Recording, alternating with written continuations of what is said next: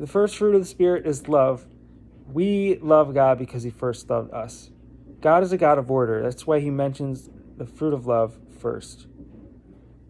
Then peace. He is our peace. He is the Prince of Peace, and he has made peace with us and God by the blood of his cross. Only because of his sacrifice do we have peace with God and others. Joy. He is our joy, and the joy of the Lord is our strength, and we are his joy. And for the joy set before him, he endured the cross. And when we are intimate with God and we are focusing on him and loving him, we find ourselves filled with the joy of the Holy Spirit, which is our strength. Patience. Only trials can produce patience. When we go through our trials, when we come under correction, when we're in a process of suffering and learning, we experience God's patience with us, that he is slow to wrath and anger, and we receive that patience from him. And we grow in patience, waiting for the things that we want to see happen in our life, waiting for God to come through and fulfill his promises. We grow in patience, and we find rest in the moment, realizing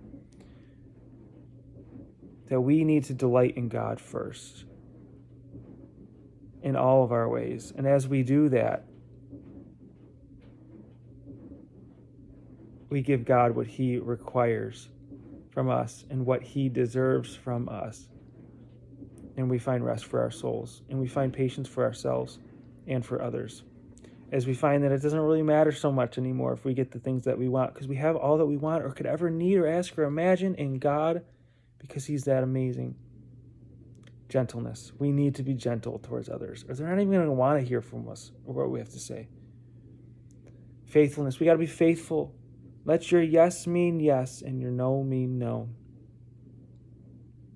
We got to be good. We do good unto others.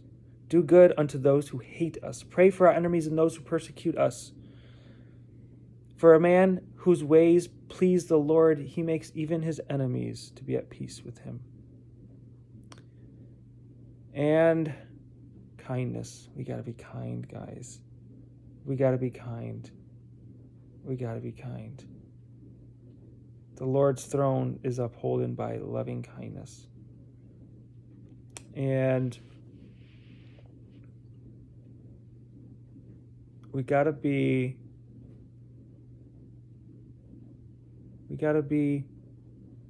have self-control. Got to have self-control. It's the last fruit of the Spirit. If you notice that God is a God of order. So if he starts with love, then joy, then peace, then patience, then goodness, then gentleness, then kindness, then faithfulness, and then self-control, we got to ask ourselves why. I do believe that if we conquer those fruits, if we conquer those first 8 fruits, that self-control is the one that is fully conquered next. And truly patience and kindness and gentleness and faithfulness and goodness and love and peace and joy, those are fruits of the Spirit, and they are of God, and they are contrary to the works of the flesh and the nature of the old fleshly body, the man of sin. So if we're walking by the Spirit and producing those action words, walking in all those things and producing that fruit, then it's safe to say that we're not walking in the flesh. And because of that, we have dominion over our own body and the things that we will and will not do.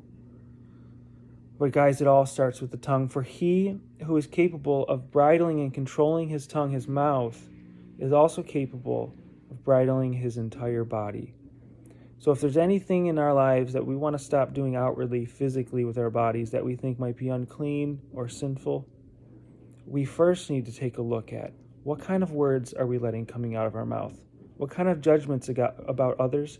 What kind of judgments about ourselves? And what kind of judgments about God are we letting coming out of our mouth that are not true and leading us into defilement of our whole body?